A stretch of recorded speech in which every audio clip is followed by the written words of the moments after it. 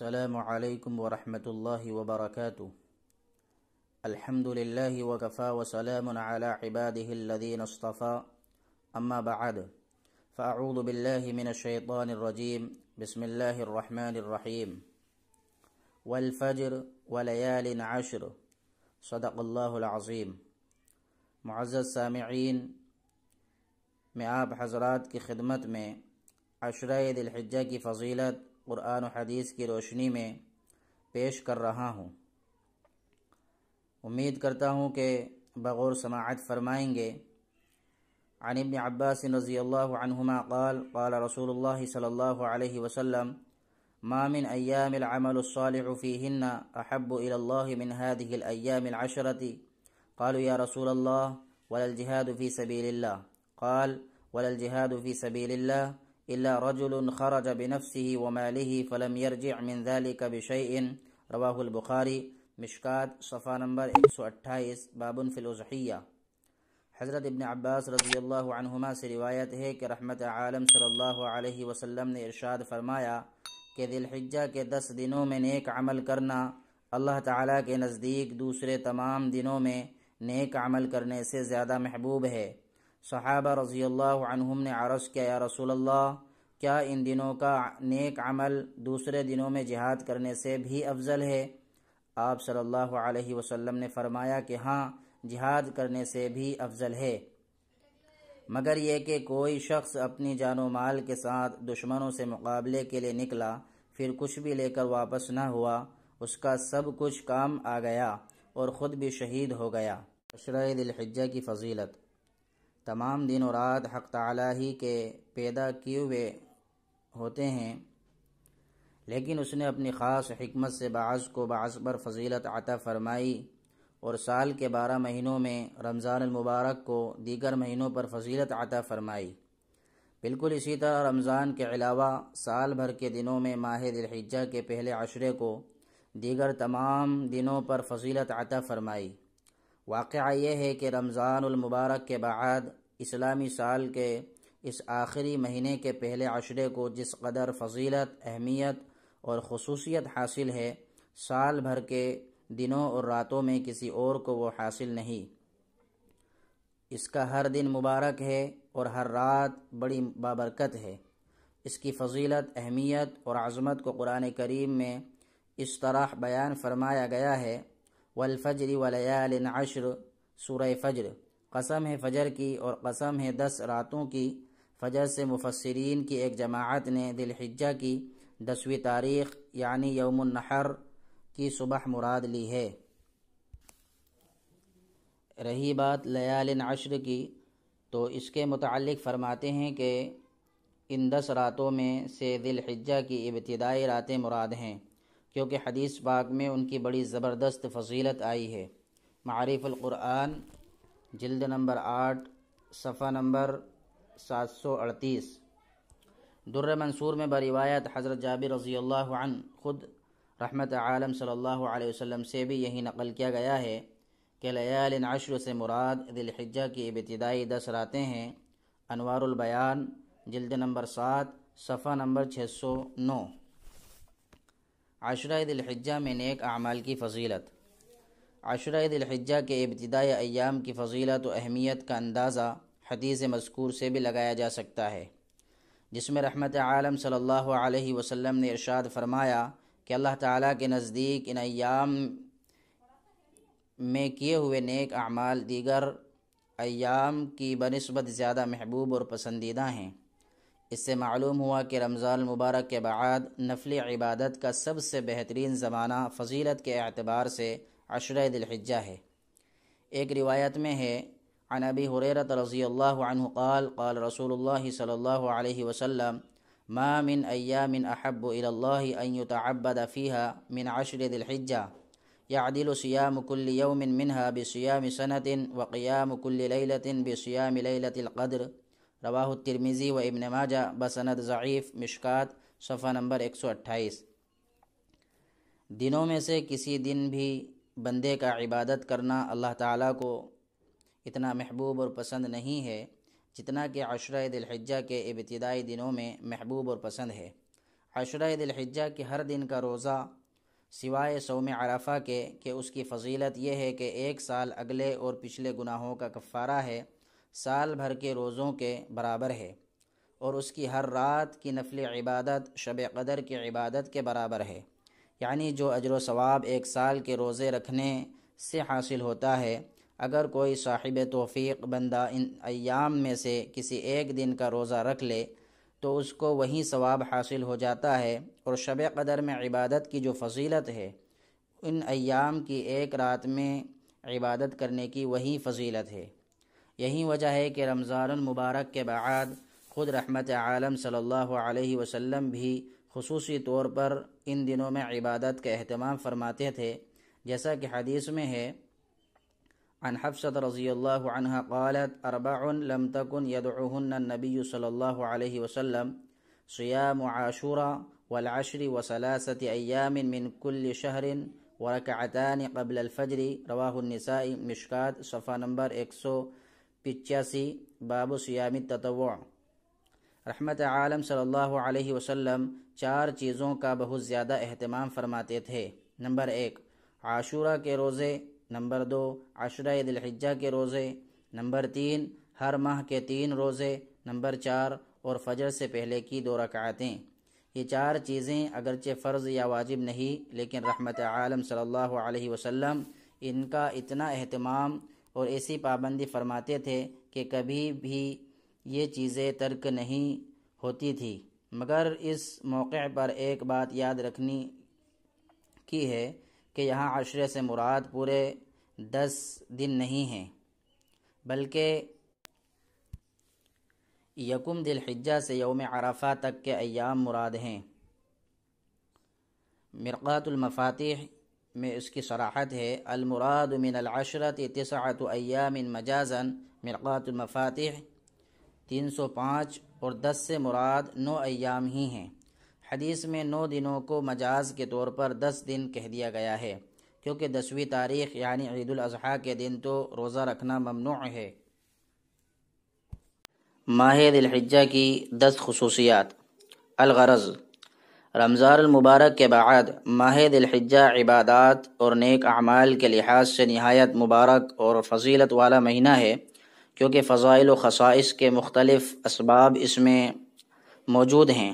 چنانچہ علماء نے قرآن و حدیث کی روشنی میں ماہ ذی الحجہ کی جو خصوصیات بیان فرمائی ہیں وہ حسب ذیل ہیں۔ نمبر 1، اس مہینے کی ایک خصوصیت تو یہ ہے کہ یہ مہینہ بھی نہایت محترم مہینوں میں سے ایک ہے۔ اللہ تعالیٰ نے فرمایا ان عدت الشہور عند اللہ 12 شہرا فی کتاب اللہ یوم خلق السماوات والارض منها 4 حرم، سورہ توبہ آیت نمبر 36۔ بلا شبہ مہینوں کی تعداد اللہ تعالیٰ کے نزدیک 12 ہے۔ اللہ کی کتاب میں جس دن اس نے آسمان و زمین کو پیدا کیا ان میں سے 4 مہینے حرمت والے ہیں۔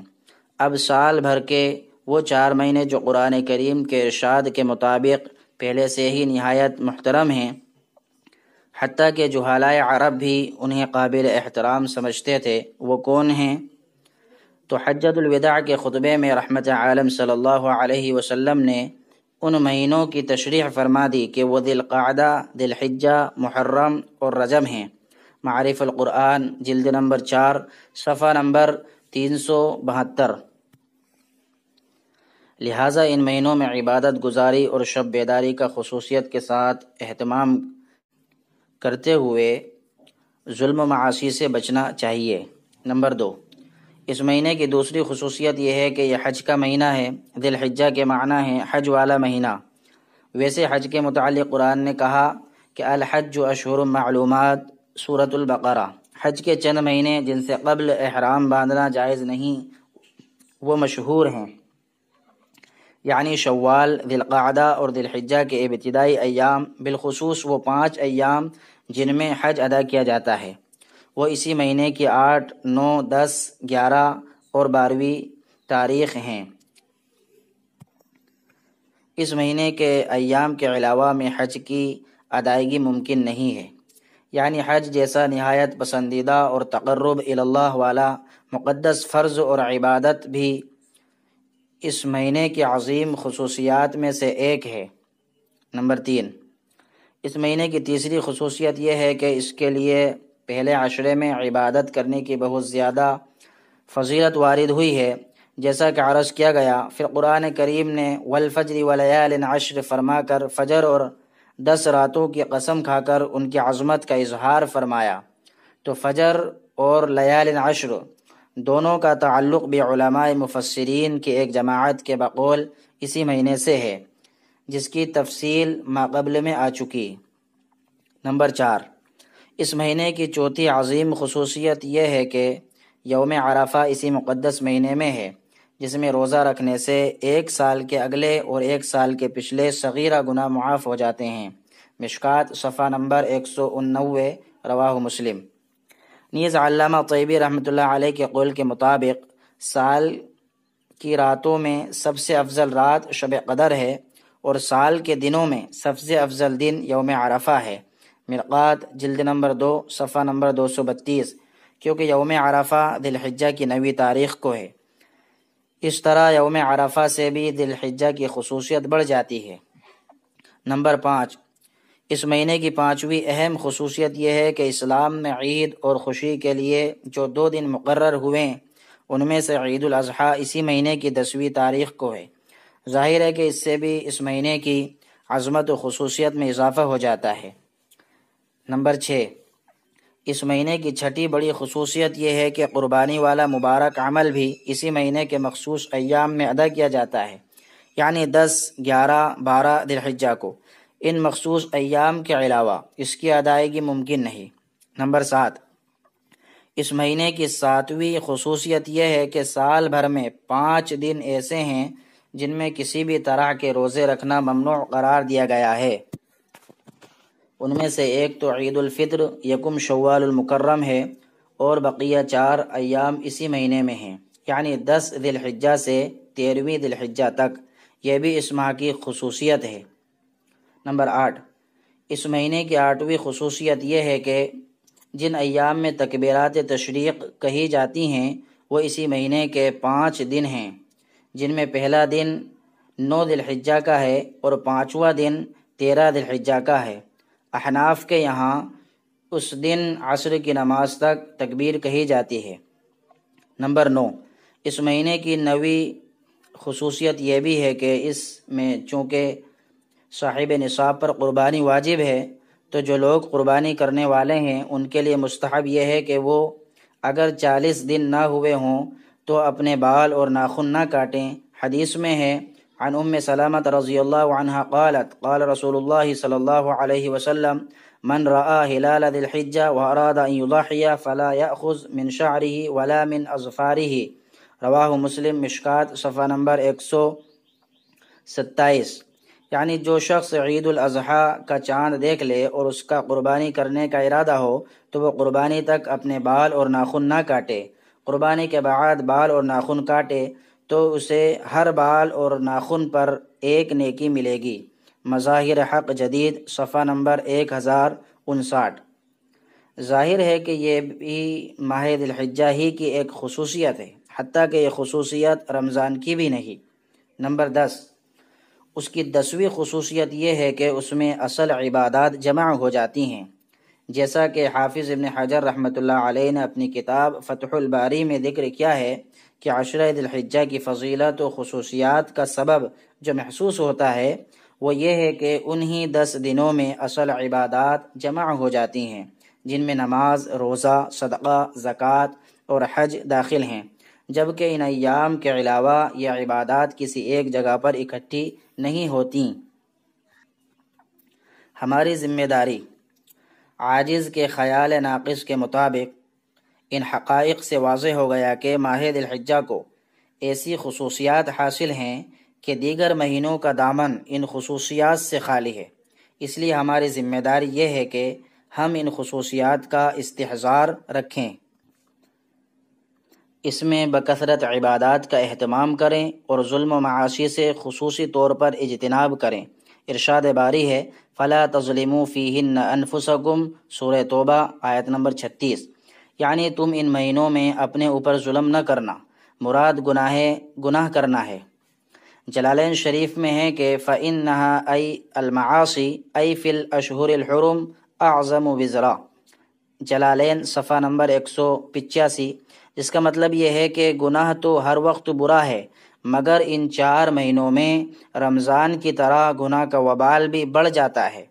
امام ابو بکر جساس رازی رحمۃ اللہ علیہ فرماتے ہیں کہ ان مہینوں کا خاصہ یہ ہے کہ جو شخص ان میں عبادت کرتا ہے اس کو بقیہ مہینوں میں بھی عبادت کی توفیق مل جاتی ہے، اور اسی طرح جو شخص ان 4 مہینوں میں کوشش کر کے اپنے آپ کو گناہوں اور برے کاموں سے بچا لے تو بقیہ مہینوں میں اس کے لیے برائیوں سے بچنا آسان ہو جاتا ہے۔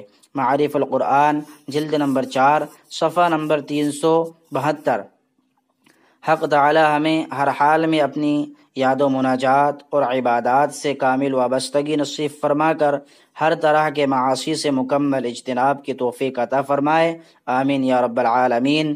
وآخر دعوانا ان الحمد للہ رب العالمین۔ السلام علیکم ورحمۃ اللہ وبرکاتہ۔